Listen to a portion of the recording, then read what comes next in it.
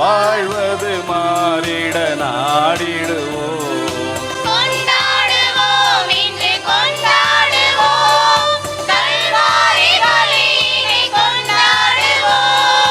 பண்பாடுவோம் இன்று பண்பாடுவோம், அவர் நினைவினை பலியினில் பண்பாடுவோம். தந்தை மகன் தூயாவியாரின் பெயராலே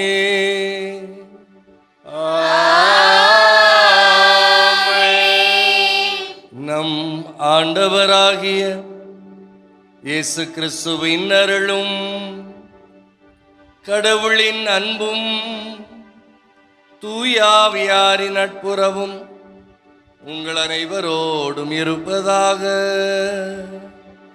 உம் ஆன்மாவோடும் இருப்பதாக. அன்பார்ந்த இறைமக்களே, ஆண்டவரின் அருள் ஆசி பெற ஆலயம் நாடி வந்திருக்கும் உங்கள் அனைவரையும் இயேசுவின் நாமத்தில் வாழ்த்தி வரவேற்கிறோம். இருவேறு மலைகளில் நிகழும் இரு வேறுபட்ட முற்றிலும் மாறுபட்ட நிகழ்வுகள் இந்த ஞாயிறு நமது சிந்தனைக்கு தரப்பட்டுள்ளன. இவ்விரு நிகழ்வுகளில் ஆபிரகாம் வாழ்வில் நிகழ்ந்த ஒரு கொடுமையான சோதனையை நமது சிந்தனைகளின் மையமாக்குவோம். மகனை பலி கேட்ட இறைவன் ஆபிரகாமுக்கு மலை உச்சியில் இறை அனுபவத்தை அளிக்கிறார்.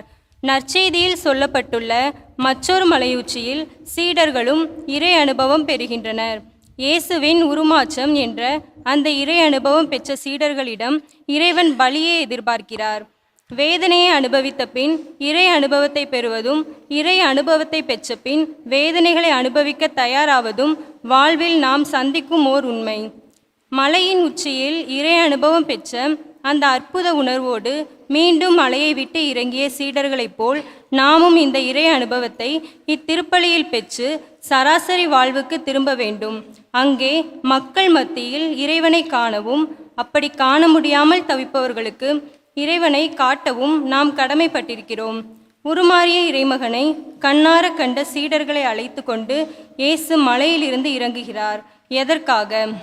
மக்களை உருமாற்றும் பணியில் நாமும் இணைவோம். வாருங்கள். அன்புமிக்க சகோதர சகோதரிகளே, நம் திருமுழுக்கின் நினைவாக நம்மீது தெளிக்கப்படும் இந்த தண்ணீரை ஆசீர்வதித்தருளுமாறு நம் இறைவனாகிய ஆண்டவரை கெஞ்சி மன்றாடுவோமாக. அவரே நமக்கு உதவி அளித்து அன்று நாம் பெற்றுக்கொண்ட தூய ஆவியாரிடம் என்றும் உண்மையுடன் இருக்க நமக்கு அருள்வாராக. என்று வாழும் எல்லாம் வல்ல நித்திய இறைவா, உயிரின் ஊற்றும் தூய்மைக்கு தொடக்கமுமான தண்ணீரின் வழியாக மக்கள் புனிதமடைந்து முடிவற்ற வாழ்வின் கொடையை பெற வேண்டும் என்று திருவிழமானீர். உமது புனித நாளாகிய இன்று நாங்கள் இந்த தண்ணீரினால் உமது அருட்காவலை பெற விரும்புகிறோம். எனவே ஆண்டவரே, உம்மை மன்றாடுகிறோம், இந்த தண்ணீரை ஆசீர்வதித்தருளும். உயிரழிக்கும் உமது அருளின் ஊற்றை எம்முள் புதுப்பித்து இந்த தண்ணீரினால் எங்கள் உள்ளத்தையும் உடலையும் தீங்கு அனைத்திலும் இருந்து காத்தருள்வீராக. இவ்வாறு நாங்கள் தூய உள்ளத்துடன் உம்மை அணுகி வரவும் உமது மீட்பை பெற்றுக்கொள்ளவும் தகுதி பெற வேண்டும் என்று எங்கள் ஆண்டவராகிய இயேசு கிறிஸ்து வழியாக உம்மை மன்றாடுகிறோம். எல்லாம் வல்ல நித்திய இறைவா, தண்ணீர் வளம்பெறதில் உட்பட வேண்டும் என்று இறைவாக்கினர் எலிசா வழியாக கற்பித்தீரே. இந்த உப்பை பரிவன்புடன் ஆசீர்வதித்தருள உம்மை தாழ்மையோடு மன்றாடுகிறோம். ஆண்டவரே, உப்பு கலந்த இந்த தண்ணீர் தெளிக்கப்படும் இடமெல்லாம் தீயோனின் தாக்குதல் அனைத்தும் தோல்வியுறச் செய்வீராக. மேலும் உம்முடைய தூய ஆவியார் எழுந்தருளி எங்களை இடையறாது பாதுகாத்தருள வேண்டும் என்று எங்கள் ஆண்டவராகிய இயேசு கிறிஸ்து வழியாக உம்மை மன்றாடுகின்றோம். ஊற்று தண்ணீரே, எந்தன் தேவ ஆவியே, ஜீவநதியே, என்னில் பொங்கி பொங்கி வா.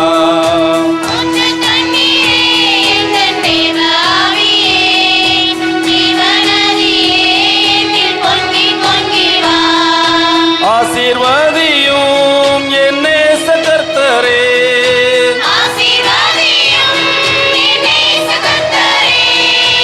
ஆவியின் வரங்களினால் என்னை நிரப்பும்.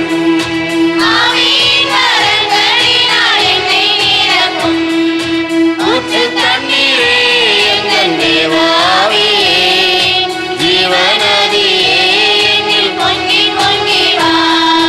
கண்மலையை பிளந்து வனாந்தரத்திலே கர்த்தாவே உம் ஜனங்களின் தாகம் தீர்த்தீரே.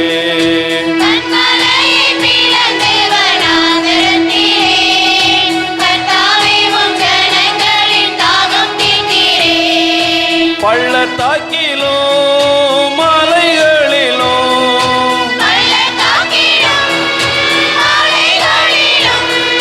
தண்ணீர் பாயும் தேசத்தை நீர் வாக்களித்தீரே.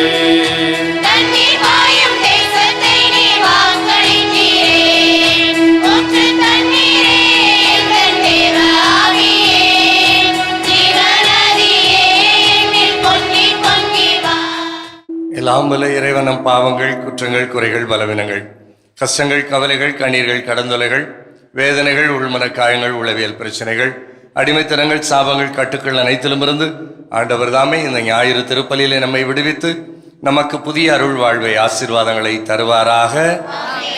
மன்றாடுவோமாக.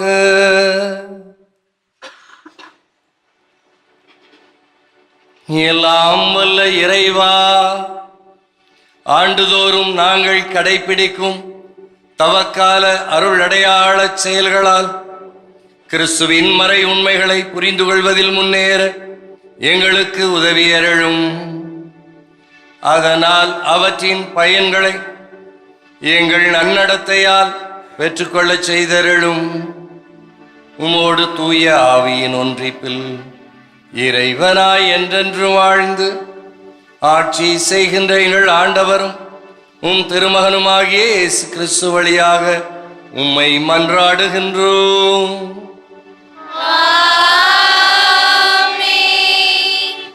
முதல் வாசகம். நம் முதுபெரும் தந்தை ஆபிரகாமின் பலி. தொடக்க நூலிலிருந்து வாசகம்.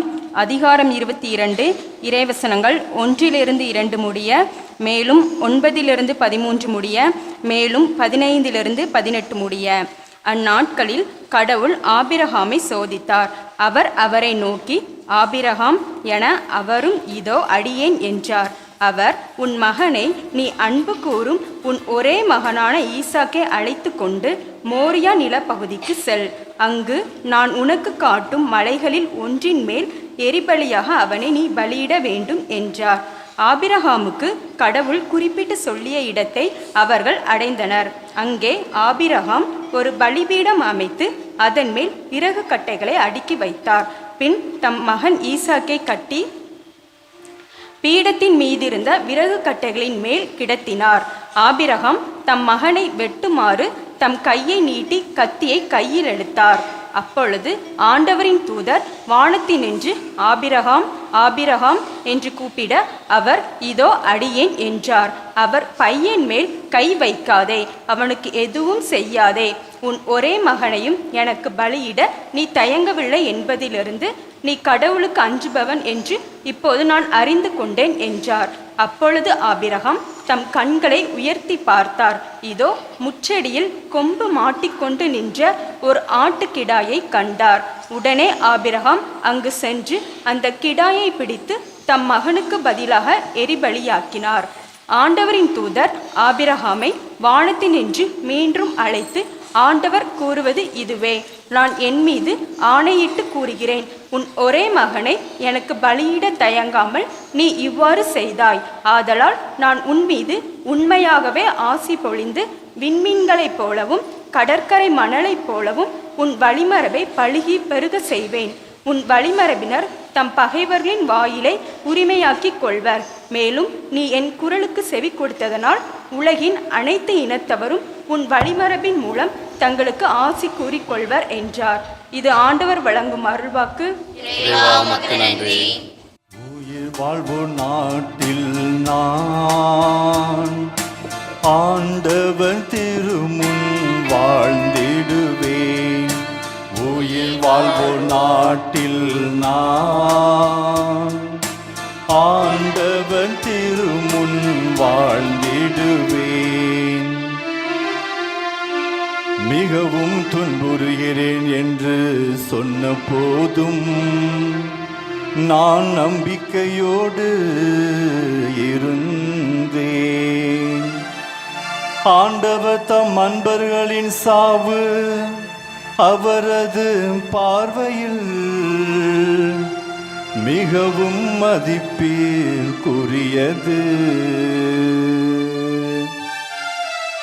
உயிர் வாழ்வு நாட்டில் நான் ஆண்டவர்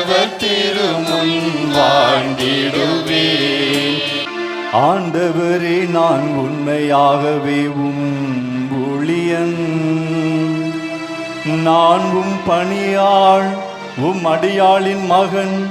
என் கட்டுகளை நீர் அவிழ்த்து விட்டீர். நான் உமக்கு நன்றி பலி செலுத்துவேன். ஆண்டவராகிய பெயரை தொழுவேன். உயிர் வாழ்வு நாட்டில் நான் ஆண்டவர் திருமுன் வாழ்ந்திடுவேன். இப்பொழுதே மக்கள் அனைவரின் முன்னிலையில் ஆண்டவரே, உமக்கு என் பொருத்தனைகளை நிறைவேற்றும். உமது இல்லத்தின் முற்றங்களில் எருசலேமின் நடுவில் ஆண்டவரே, உமக்கு என் பொருத்தனைகளை நிறைவேற்றுவேன். உயிர் வாழ்வு நாட்டில் நான் ஆண்டவர் திருமுன் வாழ்ந்திடுவேன். இரண்டாம் வாசகம். கடவுள் தம் சொந்த மகனென்று பாராமல் அவரை நமக்காக ஒப்புவித்தார். திருத்தூதர் பவுல் ரோமையருக்கு எழுதிய திருமுகத்திலிருந்து வாசகம். அதிகாரம் 8, இறை வார்த்தைகள் 31 முதல் 34 முடிய. சகோதரர் சகோதரிகளே, கடவுள் நம் சார்பில் இருக்கும்போது நமக்கு எதிராக இருப்பவர் யார்? தம் சொந்த மகனென்று பாராது அவரை நம் அனைவருக்காக ஒப்புவித்த கடவுள் தம் மகனோடு அனைத்தையும் நமக்கு அருளாதிருப்பாரோ? கடவுள் தேர்ந்து கொண்டவருக்கு எதிராய் யார் குற்றம் சாட்ட இயலும்? அவர்கள் குற்றமற்றவர்கள் என காட்டுபவர் கடவுளே. அவர்களுக்கு யார் தண்டனை தீர்ப்பு அளிக்க இயலும்? இறந்து ஏன் உயிருடன் எழுப்பப்பட்டு கடவுளின் வலப்பக்கத்தில் இருக்கும் கிறிஸ்து இயேசு நமக்காக பரிந்து பேசுகிறார் அன்று. ஆண்டவர் வழங்கும் அருள்வாக்கு.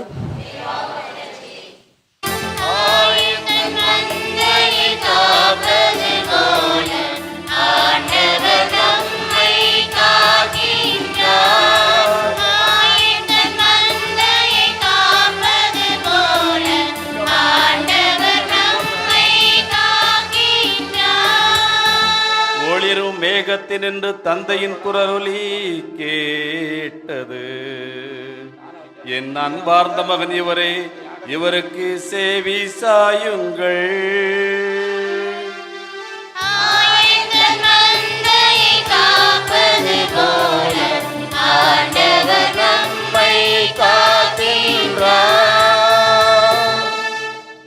ஆண்டவர் உங்களோடு இருப்பாராக.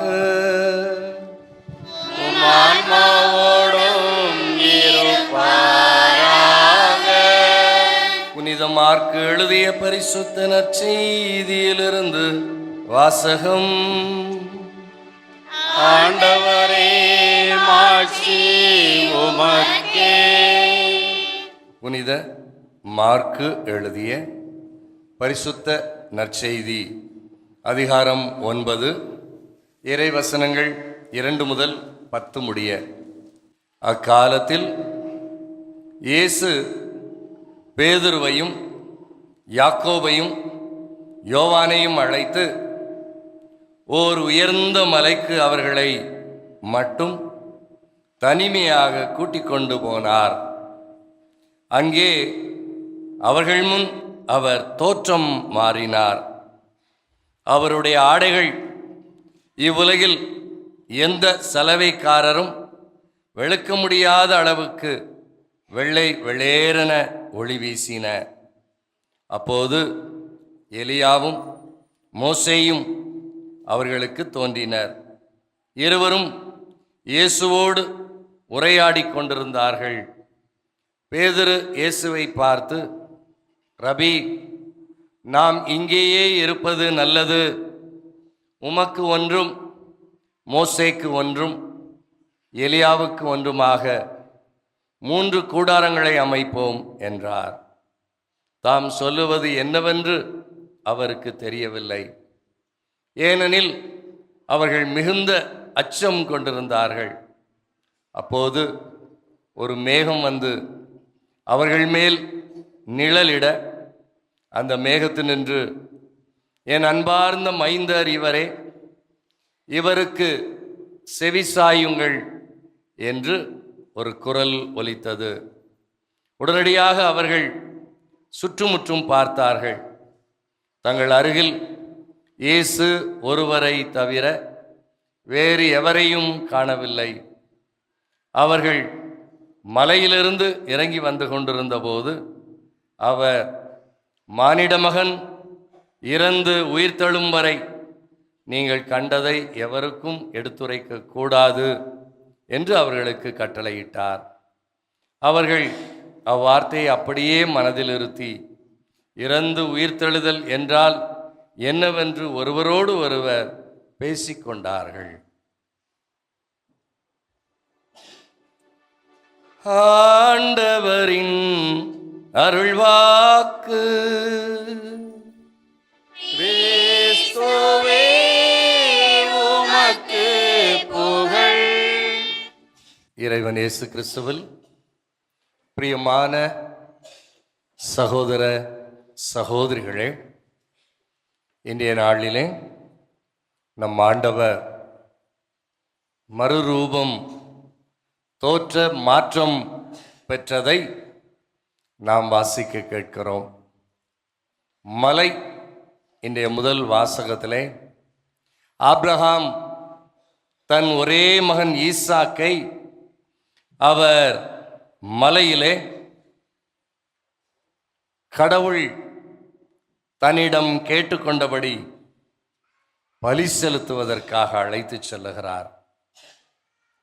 அங்கே அவர் தன் மகனை பலி கொடுக்கிற அந்த நிகழ்வு, கடவுள் எவ்வாறு அந்த மகனை காப்பாற்றுகிறார், எனவே கடவுளின் விருப்பத்தை நிறைவேற்றுகிறவர்களுக்கு ஒரு குறையும் வராது, தீங்கும் வராது, உயிரிழப்பு வராது. இதை இன்றைய முதல் வாசகத்திலே நாம் வாசிக்க கேட்கிறோம். இன்றைய இரண்டாவது வாசகத்திலே திருத்தூதர் பவுல் ரோமியருக்கு எழுதுகிற திருமுகத்தில் 8வது அதிகாரத்திலே நாம் வாசிக்க கேட்கிற பொழுது, கடவுள் தேர்ந்து கொண்டவர்களுக்கு எதிராய் யார் குற்றம் சாட்ட இயலும்? அவர்கள் குற்றமற்றவர்கள் என காட்டுபவர் கடவுளே. கடவுளே தான் தேர்ந்து கொண்டவர்களை மன்னிக்கிறார். குற்றங்களை தன் ஒரே மகன் இயேசு வழியாக அவர் பாவங்களிலிருந்து விடுதலை தந்து அவர்களை தனது அன்பு பிள்ளைகளாக மீண்டும் மாற்றுகிறார் என்பதைத்தான் இன்றைக்கு இரண்டாம் வாசகம் நமக்கு சொல்லுகிறது. முதல் வாசகம் அங்கு ஆபிரகாமினுடைய விசுவாசம்.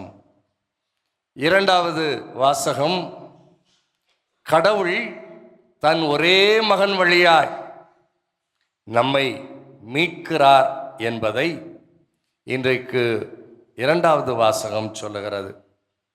இன்றைய நற்செய்தி வாசகத்திலே நம் ஆண்டவர் இயேசு தாபோர் மலையிலே அவர் மறு உரு பெறுவதை, தோற்றம் மாறுவதை நாம் பார்க்க முடியும்.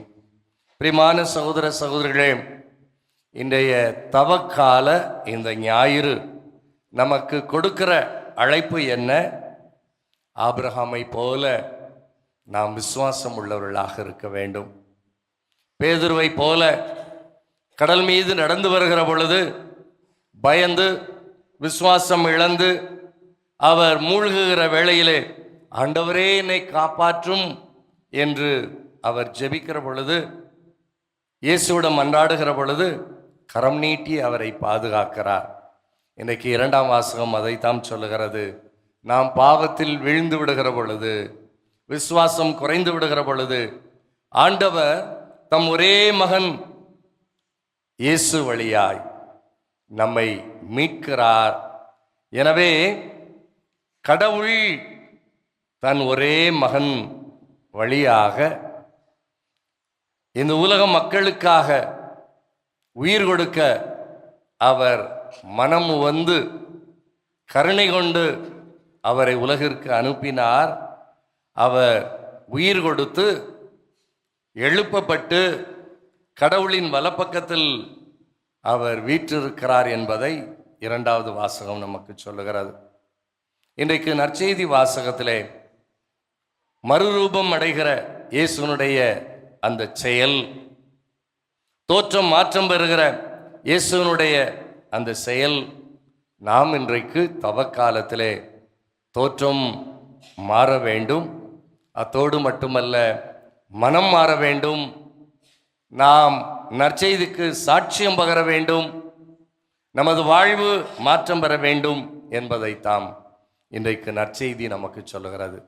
பிரியமான சகோதர சகோதரிகளே, இன்றைக்கு ஆண்டவர் நமக்கு கொடுக்கிற அழைப்பு, நாம் வெளி தோற்றத்தில் மட்டுமல்ல, தவ உடை அணிந்து எளிய தோற்றத்தை நாம் பெற்றுக்கொண்டு ஆடம்பரங்களை விட்டுவிட்டு ஜெபம் செய்து தவம் செய்து நாம் வாழ்ந்துவிட்டால் மட்டும் போதாது, நற்செயல்களை செய்து நமது மனம் மாற வேண்டும்.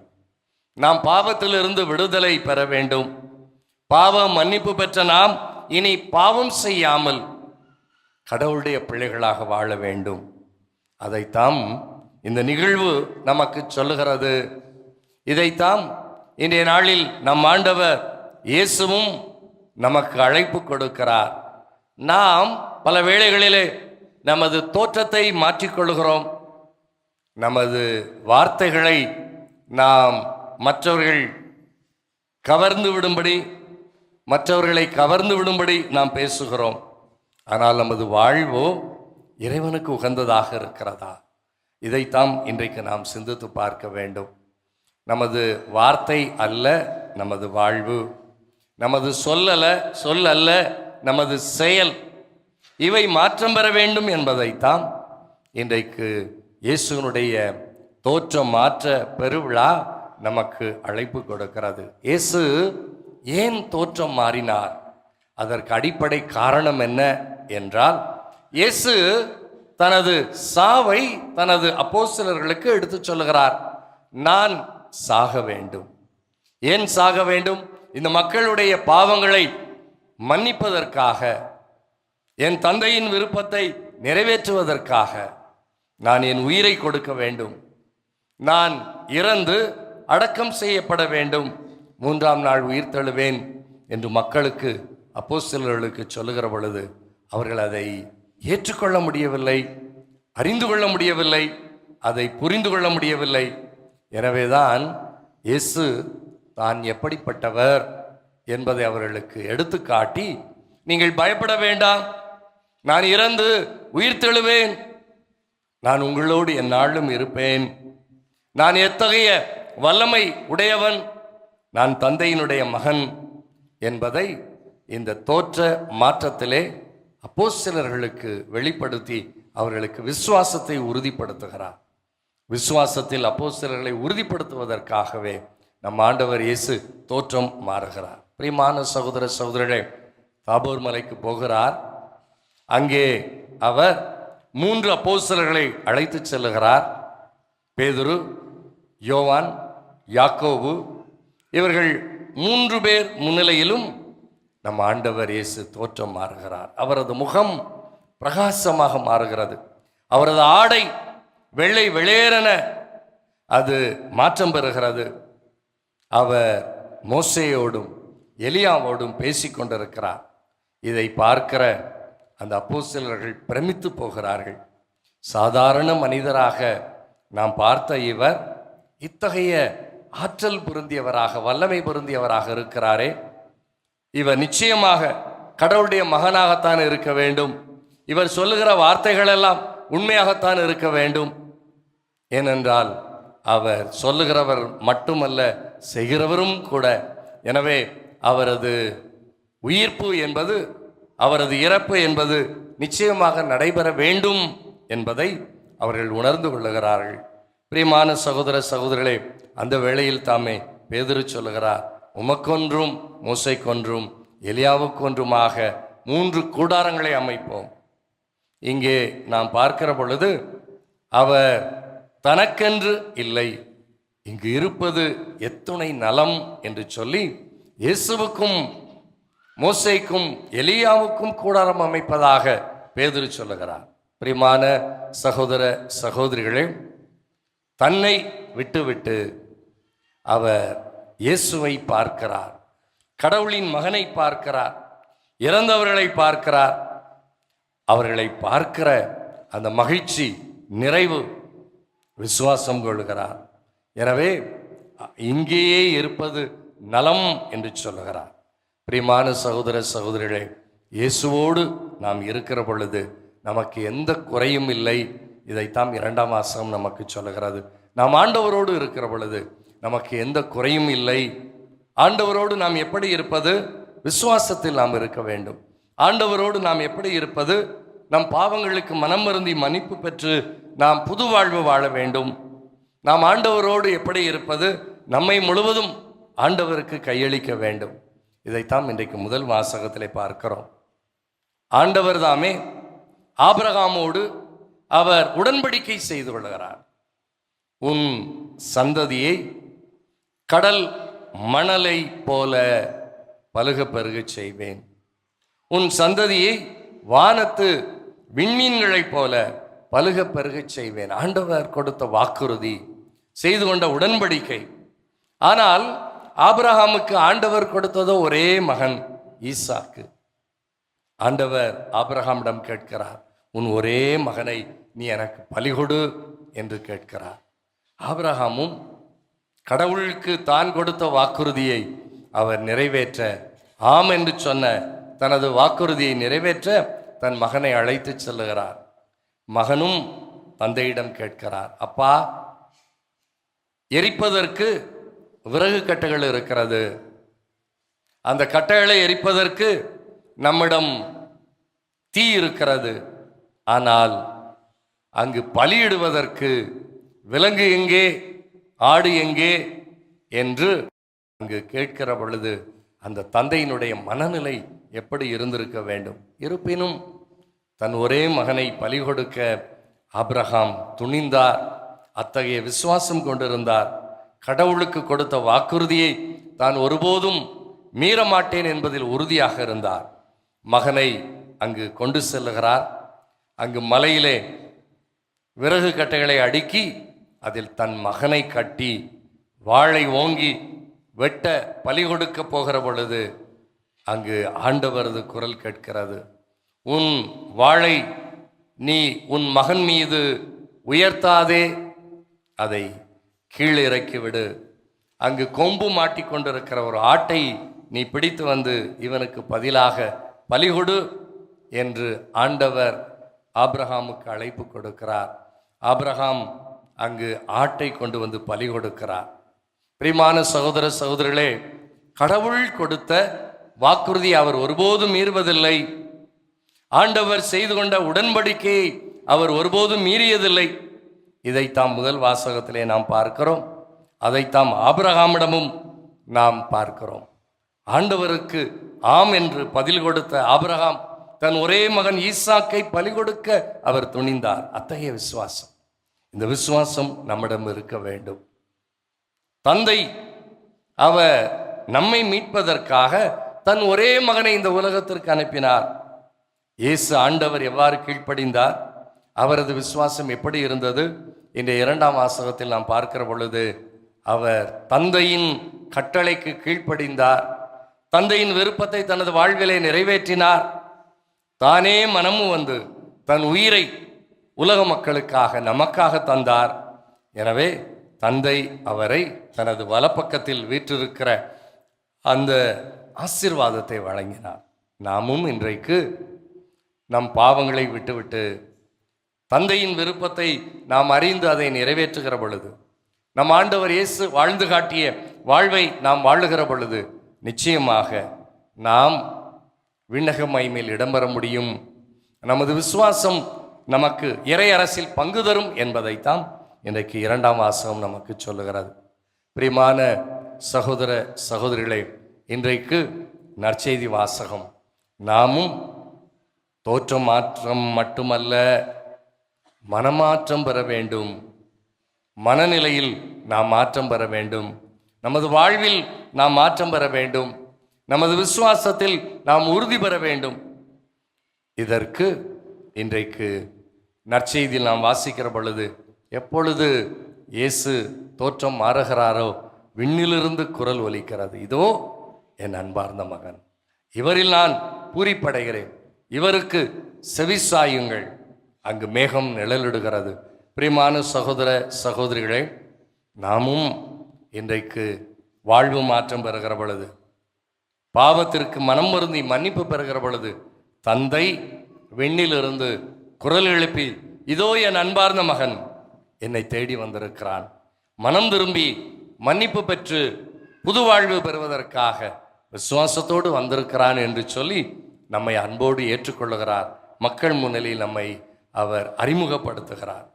நாம் மனம் திரும்பி இயேசுவிடம் வருகிற பொழுது, இதோ என் அன்பார்ந்த மகள் என்னை தேடி வந்திருக்கிறாள், மனமாற்றம் பெற்று வந்திருக்கிறாள், பாவத்தை விட்டுவிட்டு வந்திருக்கிறாள், இதோ என் அன்பார்ந்த மகளை நான் ஏற்றுக்கொள்கிறேன், இவளில் நான் மகிழ்ச்சி அடைகிறேன் என்று சொல்லி இயேசு இன்றைக்கு நம்ம ஒவ்வொருவரையும் மனம் திரும்பி வருகிற பொழுது அவர் மன்னித்து ஏற்றுக்கொள்ளுகிறார். நாம் இன்றைக்கு மனம் திரும்புகிறோமா? மாற்றம் பெறுகிறோமா? நமது வாழ்வில் நாம் மாற்றம் பெறுகிறோமா? இந்த கேள்வியை இன்றைக்கு தவக்காலத்தில் இன்றைய வாசகங்கள் நமக்கு அழைப்பாக கொடுக்கிறது.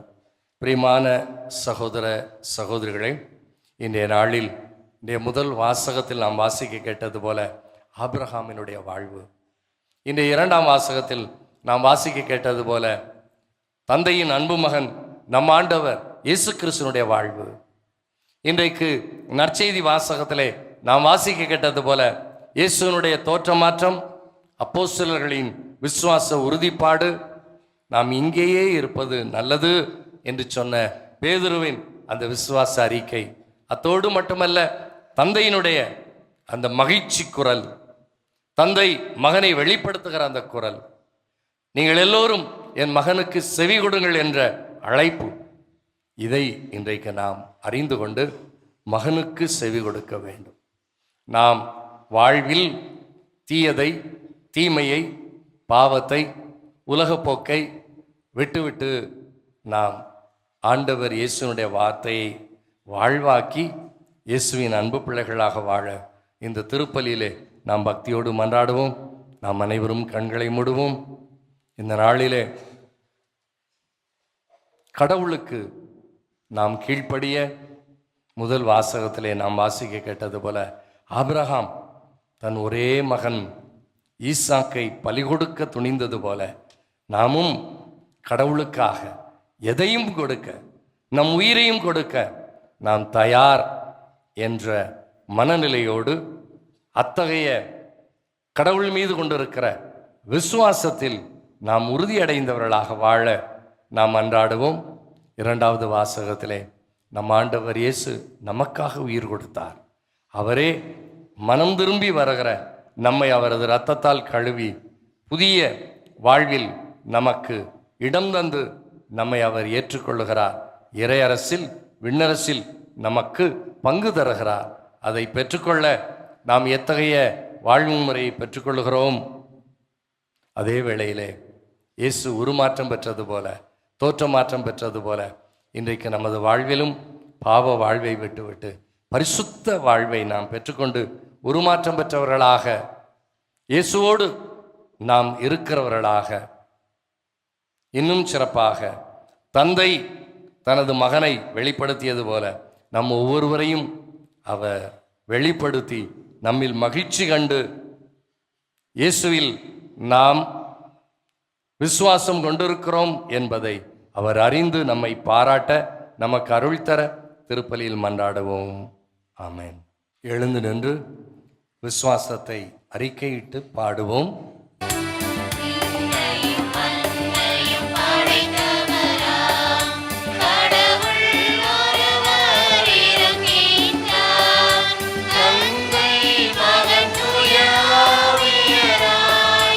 ஒன்றாய் வாழ்வோரை நம்புகிறேன்.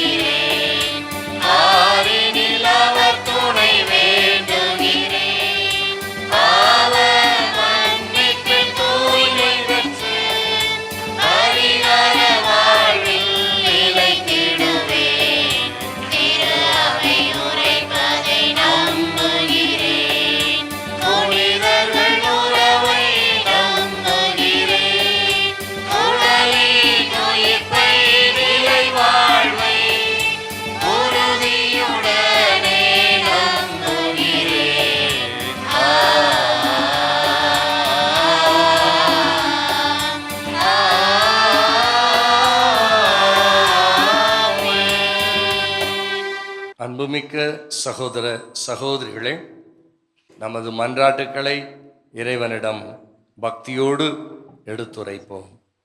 அருள் கொடைகளின் நாயகனே எம் இறைவா, என் திரு அவையில் திரு ஆட்சியாளர்கள் தங்கள் வாழ்வில் சொற்களால் ஊட்டம் பெற்று நம்பிக்கை வாழ்வில் தளர்ச்சியுற்ற வேளையில் சோர்ந்து விடாமல் நம்பிக்கை உன்னை நலமாக்கியது என்றும் வார்த்தையை வாழ்வாக்கிட வரமரள வேண்டும் என்று இறைவா உம்மை மன்றாடுகிறோம். எம்மில் என்றும் வாழும் இறைவா, மாந்தரின் சிறப்புக்கு அளவுகோலான பிற மாந்தருக்கும் பிற உயிரினங்களுக்கும் அவர் காட்டும் அன்பு, இரக்கம், மன்னிப்பு, சமாதானம், சமத்துவம் என்பவைகளை எம் வாழ்வில் கடைபிடித்து இயேசுவின் சாட்சிகளாய் மாறிட வேண்டுமென்று இறைவா உம்மை மன்றாடுகிறோம். அனைத்திற்கும் ஊற்றான எம் இறைவா, இன்று எம் நாட்டில் நிலவும் சிறுபான்மை மத மக்களுக்கு எதிராக நடைபெறும் வன்முறை, தீவிரவாதம் இவைகள் அருள் இரக்கத்தினால் ஒளிந்திடவும், எல்லோரும் இந்த தேசத்தின் மனிதர்கள் என்ற தெளிந்த சிந்தனையை மதவாத சக்திகள் புரிந்து கொண்டு செயல்பட தூய ஆவியினால் அனைவரும் உண்மையான மனமாற்றத்தை உணர தேவையான அருளை பொழிய வேண்டுமென்று இறைவா உம்மை மன்றாடுகிறோம். அன்பு தந்தையே எம் இறைவா, எங்கள் பங்கு தந்தைக்காக மன்றாடுகிறோம். அவர்களை நிறைவாக ஆசிர்வதியும். அவர்கள் எடுக்கும் முயற்சியில் வெற்றியை கொடுத்து மக்களை வழிநடத்த தூய ஆவியின் அருளையும் நிறைவாக தந்து ஆசிர்வதிப்பீராக. மக்களும் பங்கு தந்தையோடு இணைந்து ஜெபத்திலும் மற்ற பக்தி முயற்சியிலும் இணைந்து செயலாற்ற தேவையான அருளை தர வேண்டும் என்று இறைவா உம்மை மன்றாடுகிறோம். கருணையின் ஊற்றே இறைவா, இன்று திருப்பலியை சிறப்பிக்கும் மோட்சராக்கினி மாதா சபையில் உள்ள அனைவரையும் ஆசிர்வதியும். அவர்கள் குடும்பங்கள், பிள்ளைகள், உறவினர்கள் அனைவரையும் ஆசிர்வதியும். அவர்கள் ஜெபிக்கும் ஜெபங்கள் பாதம் வந்து சேரவும் தூய ஆவியால் அவர்களை நிரப்பி ஆசிர்வதிக்க வேண்டும் என்று இறைவா உம்மை மன்றாடுகின்றோம். நம் ஒவ்வொருவருடைய தனிப்பட்ட தேவைகளுக்காகவும் மௌனமாக சிறிது நேரம் ஜெபிப்போம், மன்றாடுவோமாக. ஆண்டவரே, இந்த தவ காலத்தில் நாங்கள் மேற்கொள்ளுகிற ஜெபம், தவம், தர்மம் இவை எங்களை மனமாற்றம், வாழ்வு மாற்றம் பெறச் செய்து நாங்கள் பாவத்திலிருந்து விடுபட்டு எந்நாளும் அன்பு பிள்ளைகளாய் வாழ்ந்து வார்த்தையின்படி நாங்கள் வழிநடக்க அருள் தாரும். எங்கள் ஆண்டவரும் இரட்சகரும் மீட்பருமான இயேசு கிறிஸ்து வழியாக தந்தையே உம்மை மன்றாடுகிறோம். கானங்கள் பாடும் காலை ஆனந்தமே என்றாகம் அர்ப்பணித்தேன் என் ஆருயிரை, வாழ்வை உன் கரங்களில் கையளித்தேன்.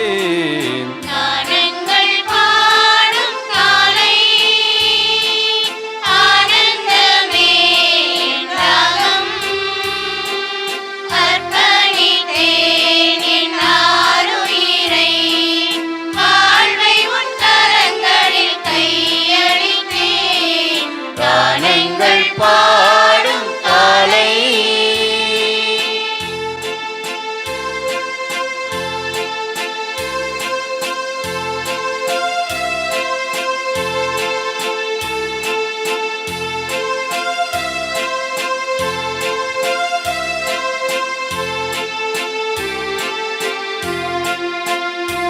சகோதர சகோதரிகளே, என்னுடையதும் உங்களுடையதுமான இப்பலி எல்லாம் வல்ல இறைவனாகிய தந்தைக்கு ஏற்றதாகும்படி மன்றாடுங்கள்.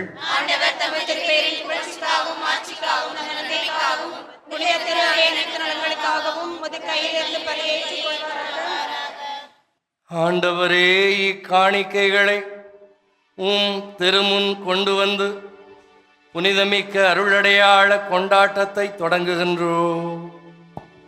இவற்றை தகுந்த முறையில் ஒப்புக்கொடுக்க எங்களுக்கு உமது அருளை பொழிய வேண்டும் என்று எங்கள் ஆண்டவராகிய இயேசு கிறிஸ்து வழியாக உம்மை மன்றாடுகின்றோம்.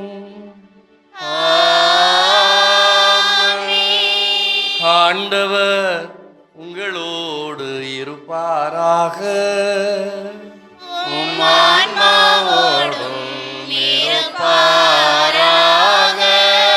இதயங்களை மேலே எழுப்புங்கள்.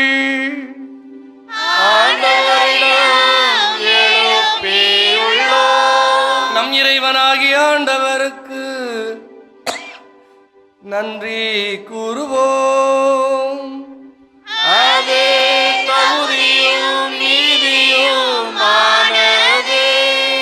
ஆண்டவரே, தூயவரான தந்தையே, என்றுமுள்ள எல்லாம் வல்ல நித்திய இறைவா, உமது அன்பார்ந்த மகன் இயேசு கிறிஸ்து வழியாக எந்நாளும் எவ்விடத்திலும் நாங்கள் உமக்கு நன்றி செலுத்துவது மெய்யாகவே தகுதியும் நீதியுமாகும். எங்கள் கடமையும் மீட்புக்குரிய செயலுமாகும். கிறிஸ்து 40 நாட்கள் இவ்வுலகை தவிர்த்து உணவை தவிர்த்து உண்ணா நோன்பிற்கு உரு கொடுத்து அதை புனிதப்படுத்தினார். மேலும் தொடக்கத்தில் தோன்றிய பாம்பின் மாய கவர்ச்சிகள் அனைத்தையும் அவர் தோற்கடித்து தீமையின் ஆட்சி மீது வெற்றி கொள்ள எங்களுக்கு கற்பித்தார். அதனால் பாஸ்கா மறை நிகழ்வுகளை தகுதியான மனதோடு கொண்டாடி இறுதியாக முடிவில்லா பாஸ்காவுக்கு கடந்து செல்வோமாக. ஆகவே வானதூதரணிகளோடும் புனிதரின் பெருந்திரளோடும் நாங்களும் இணைந்து உமக்கு புகழ்ச்சி பண்ணிசைத்து முடிவின்றி அக்களித்து ஆர்ப்பரித்து பாடுவதாவது. தூயவர் தூயவர் தூயவர் வான் படைகளின் கடவுளமாண்டவர்.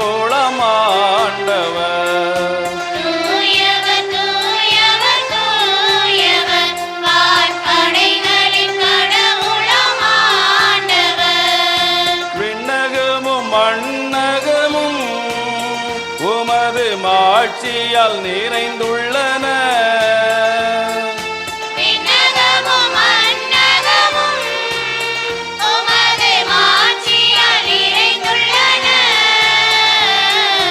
உன்னதங்களிலே ஓசன்னா.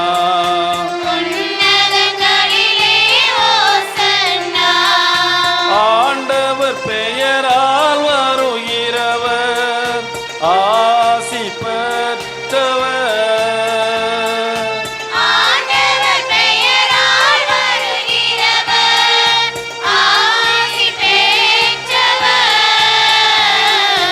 உன்னதங்களிலே ஓசன்னா. உன்னதங்களிலே ஓசன்னா.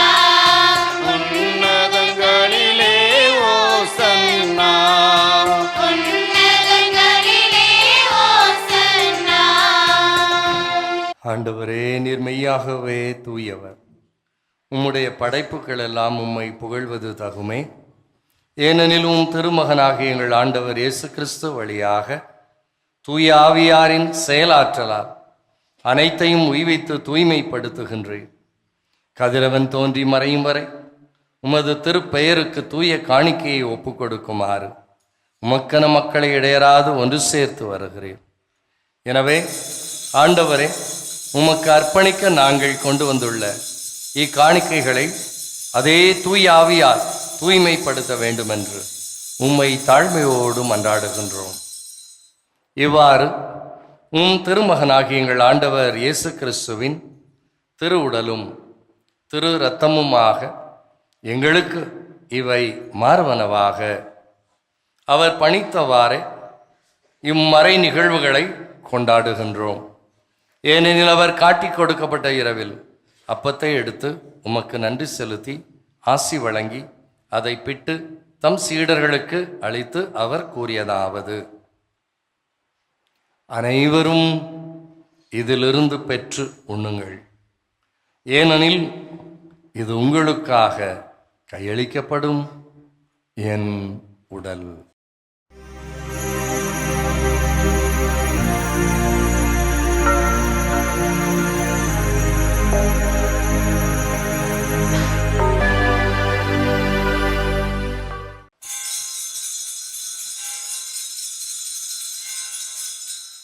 அவனமே இரவு விருந்தை அருந்தியவன் கிண்ணத்தையும் எடுத்து மீண்டும் உமக்கு நன்றி செலுத்தி தம் சீடர்களுக்கு அளித்து அவர் கூறியதாவது: அனைவரும் இதிலிருந்து பெற்று பருகுங்கள்.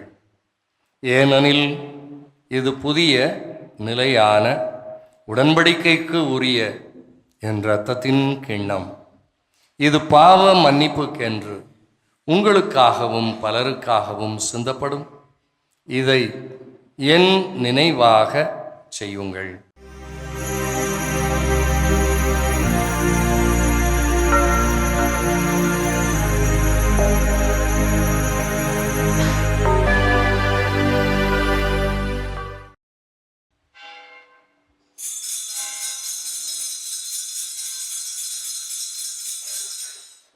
நம்பிக்கையின் மறை பொருள்.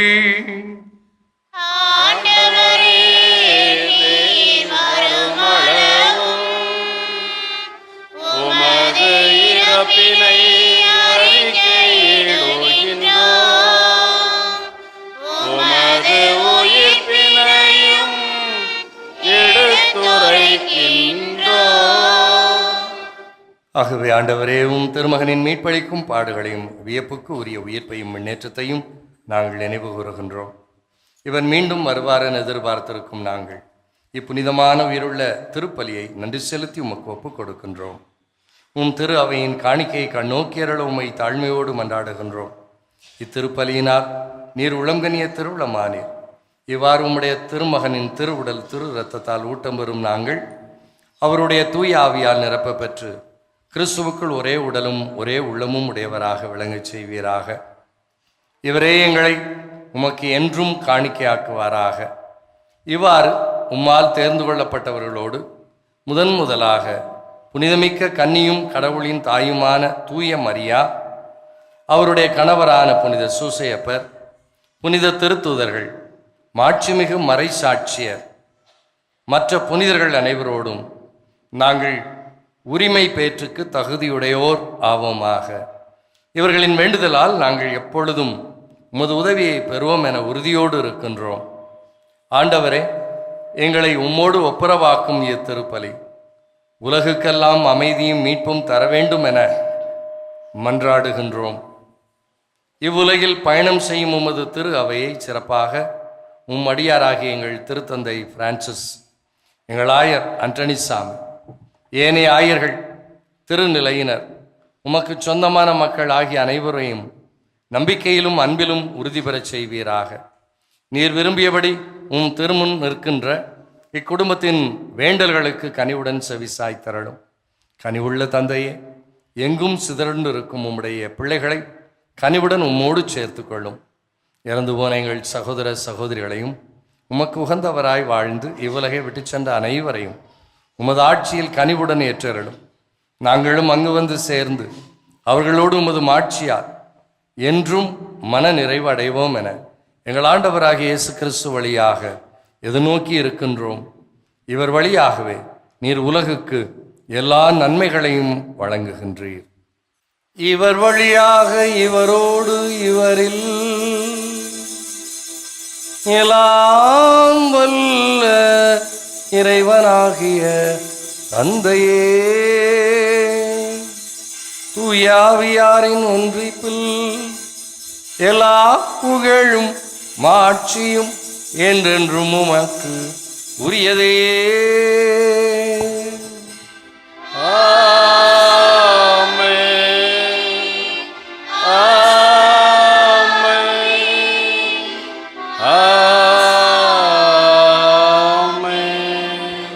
மீட்பரின் கற்பிக்கப்பட்டு தேவ படிப்பினையால் பயிற்சி பெற்ற நாம் துணிந்து பாடுவோம். விண்ணுலகில் இருக்கிற எங்கள் தந்தையே, உமது பெயர் தூயது என போற்ற பெறுக. உமது ஆட்சி வருக. உமது திருவிழம் விண்ணுலகில் நிறைவேறுவது போல மண்ணுலகிலும் நிறைவேறுக. எங்கள் அன்றாட உணவை இன்று எங்களுக்கு தாரும். எங்களுக்கு எதிராக குற்றம் செய்வோரை நாங்கள் மன்னிப்பது போல எங்கள் குற்றங்களை மன்னியும். எங்களை சோதனைக்கு உட்படுத்தாதேயும், தீமையிலிருந்து எங்களை விடுவித்தருளும். ஆண்டவரே, தீமை அனைத்திலும் இருந்து எங்களை விடுவித்து எங்கள் வாழ்நாளில் அமைதியை கனிவுடன் அருள உம்மை மன்றாடுகின்றோம். உமது இரக்கத்தின் உதவியால் நாங்கள் பாவத்திலிருந்து எப்போதும் விடுதலை பெற்று யாதொரு கலக்கமும் இன்றி நலமாயிருப்போமாக. நாங்கள் இது நோக்கி இருக்கும் பேரின்பத்திற்காகவும் எம் மீட்பராகிய இயேசு கிறிஸ்துவின் வருகைக்காகவும் காத்திருக்கின்றோம். ஏனெனில் ஆட்சியும் வல்லமையும் மாட்சியும் என்றென்றும் உமதே. ஆண்டவரே இயேசு கிறிஸ்துவே, அமைதியை உங்களுக்கு விட்டு சொல்லுகிறேன், என் அமைதியையே உங்களுக்கு அளிக்கிறேன் என்று உமது திருத்தூதர்களுக்கு மொழிந்தீரே. எங்கள் பாவங்களை பாராமல் உமது திரு அவையின் நம்பிக்கையை கண்ணோக்கி உமது திருவிழத்திற்கு ஏற்ப அதற்கு அமைதியும் ஒற்றுமையும் அளித்தருள திருவிழம் கொள்வீராக. என்றென்றும் வாழ்ந்து ஆட்சி செய்கின்றவர் நீரே.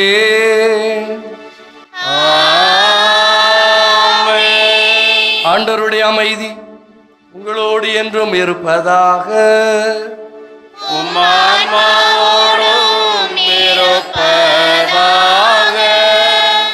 நற்கருணை ஆண்டவர் நமக்கு தருகிற சமாதானத்தை பெற்றுக்கொண்டு மகிழ்ச்சியோடு பகிர்ந்து கொள்வோம். சமாதானம். உலகின் பாவங்களை போக்கும் இறைவனின் செம்மறியே, எங்கள் மேல் இரக்கமாயிரும். உலகின் பாவங்களை போக்கும் இறைவனின் செம்மறியே, எங்கள் மேல் இரக்கமாயிரும். உலகின் பாவங்களை போக்கும் இறைவனின் செம்மறியே, எங்களுக்கு அமைதி அளித்தருளும். இதோ நம் ஆண்டவர் இயேசு, இவரை உலகின் பாவங்களை போக்குகின்றவர். செம்மறியின் விருந்துக்கு அழைக்கப்பெற்ற நாம் அனைவரும் பேறு பெற்றோர். ஆண்டவரே, தேவரின் உள்ளத்தில் எழுந்துள்ளார் தகுதியற்றவன், ஆனால் ஒரு வார்த்தை மட்டும் சொல்லிடலாம், எனது ஆன்மா நலமடையும். கிறிஸ்துவின் திருவுடலும் திரு ரத்தமும் நம்மை காத்து நிலை வாழ்வளிப்பதாக. ஆமென்.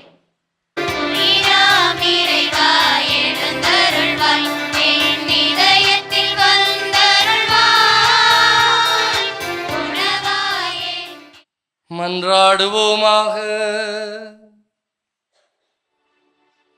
ஆண்டவரே, புத்துயிர் தரும் விண்ணக உணவினால் எங்கள் நம்பிக்கை ஊட்டம் பெறவும் எதிர்நோக்கு வளரவும் உறுதியடையவும் அன்பில் நிலைத்து நிற்கவும் உம்மை வேண்டுகின்றோம். அதனால் உயிருள்ள உண்மையான உணவாம் கிறிஸ்துவை நாங்கள் ஆர்வத்துடன் நாட கற்றுக்கொள்வதோடு உமது வாயினின்று புறப்படும் எல்லா வார்த்தைகளாலும் வாழ்ந்திட ஆற்றல் பெறுவோமாக. எங்கள் ஆண்டவராகிய இயேசு கிறிஸ்து வழியாக உம்மை மன்றாடுகின்றோம். ஆண்டவர் உங்களோடு இருப்பாராக.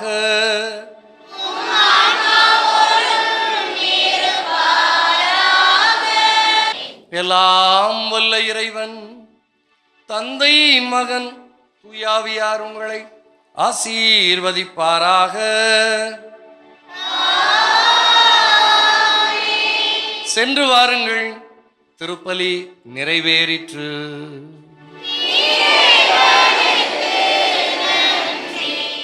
இறைவனிடம் பரிந்து பேசும் புனித அந்தோனியாரே, புதுமைகளை புரியும் எங்கள் புனித அந்தோனியாரே, இறைவனிடம் பரிந்து பேசும்